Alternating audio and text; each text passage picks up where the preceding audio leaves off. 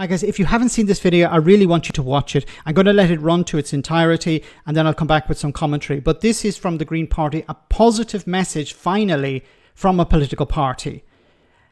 At a time when Reform UK are on the rise and they're tapping into fear and anger within society. Finally, a positive message, something that was desperately needed. Have a listen to this. I met a man recently. Said he wanted to stand on a beach like this one with a gun and shoot the people coming across on small boats. Said it like he was just talking about the weather. The worst bit, I wasn't even that shocked. Because it's this obsession that has gripped the country. The boats, the boats, the boats. Yet something doesn't add up. Our NHS is crumbling. Our wages are frozen.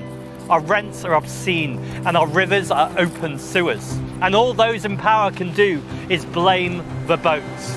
Labour repeats it like it's gospel, this idea that there's no money left, and then they stoke racist narratives about strangers destroying everything. Well, I call bullshit.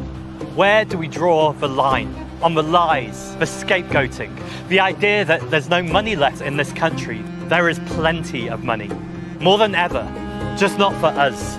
Since COVID, there are more billionaires than they've ever been, and whilst their wealth doubled, ours has been stripped away. So no wonder people are angry. Because while we feel the walls are closing in, the elites, they got to work. They flooded Westminster with lobbyists. They made sure that Farage was on every TV programme going, day in, day out, telling the same lies. Because where do you think these stories come from? All this time they've been pointing at the small boats, telling us they were the people to blame. But the problem this whole time was the super rich and their yachts. People will say, what does this have to do with the Green Party? Aren't you lot all about trees and nature? Well, yes, defending nature is vital. And this is about human nature. The man who wanted to go on a beach and shoot people, he wasn't born like that. The same system that is poisoning our rivers is poisoning our minds, all of us. And we have to draw the line. We have to change the system, not just so we can survive, but so we can all thrive. That's the Green Party I want to lead. We do not have a moment to waste. Join us. Let's hold that line together. Wonderful, wonderful speech. So many things to respond to here. First of all, this idea, once again, of the boats, the boats, the boats. It reminds me of that meme where Nigel Farage is sitting on a pile of cookies and he's pointing to a British worker and he's telling that British worker, hey, that foreigner is going to come and take your cookie. It's exactly like that. The boats have been the scapegoat. Back in the 1990s, it was single mothers. In the 2000s, it was people on benefits.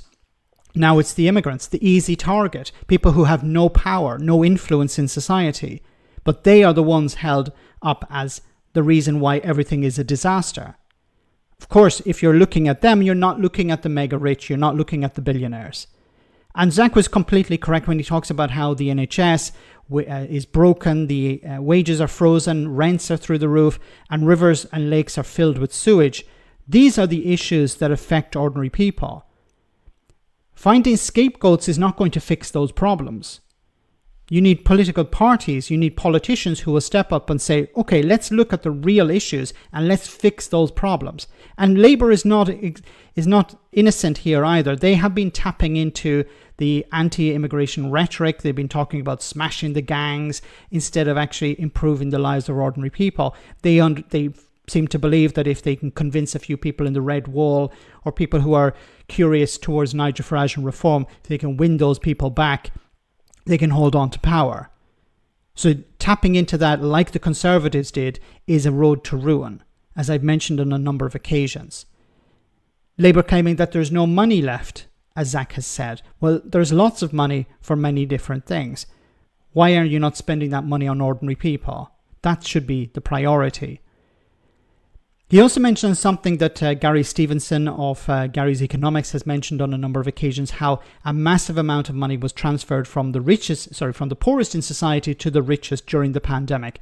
The rich got wealthier, they got more money, they bought assets, they drew up the price of assets, which drove many people out of their homes, made it more difficult for people to buy a home or to even to rent.